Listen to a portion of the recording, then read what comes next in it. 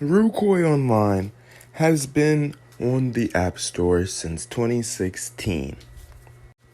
Now, what if I told you that only up until 2022 did it become pay to win? You wonder, what does that even mean? Pay to win. Well, it's a theme that mobile games all incorporate at some point. But we hold out with the last bastions like Rucoy until they're eventually converted into the pay-to-win process. I'm just going to explain in this video how Rucoy went from relatively not pay-to-win to being completely pay-to-win now. First, I'm going to go ahead and talk about the fact that Rucoy has two types of economy. One is a in-game market that Ricardo sets the prices for items. He has the merchant will buy, drops off of you. The gear merchant will sell you potions and all types of other stuff. And then you got the supplies merchant. So you can purchase various things.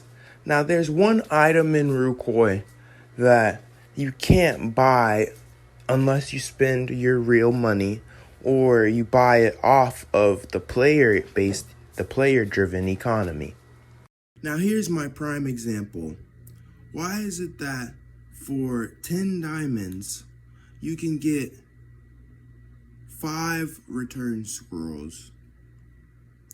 But then when we go to the player-based economy, the price is driven up insanely.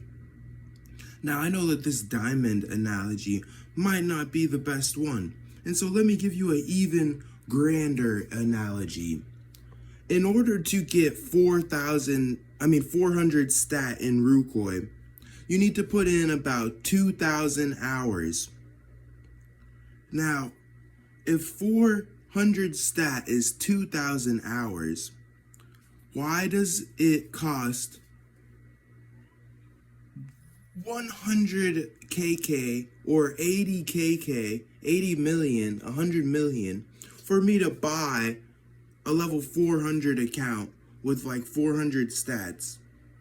But for a set of armor in game, it literally costs multiple times the amount of a 400 account. Here's a perfect example. You're seeing it on the screen right now. I just don't understand.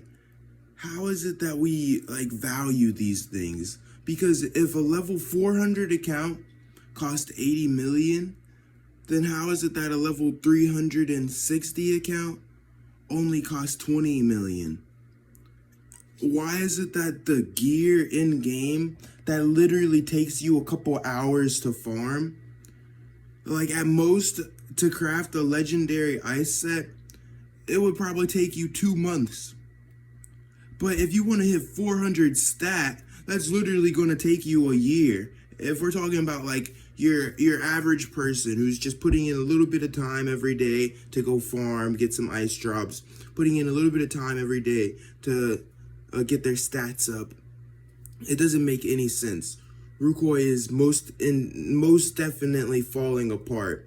And I think that Ricardo is aware of that, and he's trying to incorporate things that will genuinely save, like Wax and Ruby. You know, I imagine that the devs are trying to genuinely save Rucoy, or B, they're just trying to make as much out of it as they can before it goes under. What do you guys think? Which one is it? My final arguments before I end this video, because I know there's going to be people trying to detract from what I'm saying and be like, it's player run economy. No, you guys are literally fucking idiots. Literally, just do the math. Here's the prime example.